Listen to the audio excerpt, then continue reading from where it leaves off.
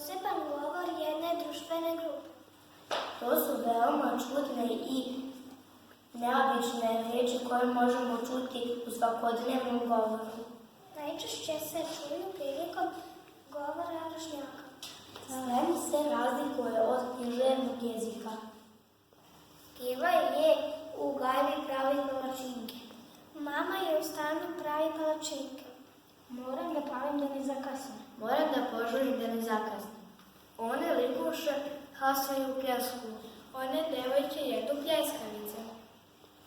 Ekstra nam je bilo. Super smo se proveli. Žurka je bila mrak. Žurka je bila mnogo dobra. Ćala mi je dao kintu. Tata mi je dao novac. Gilje su ti to. Cipele su ti lepe i moderne.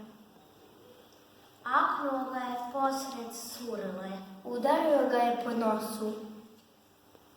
Pravi si smarač. Dosadan si. Na tekmi su se fajtali navijači.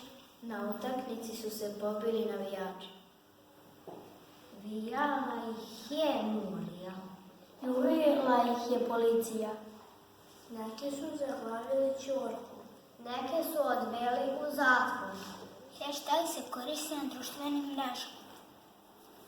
Hashtag pomaže da se pronađu objave istog sadržaja.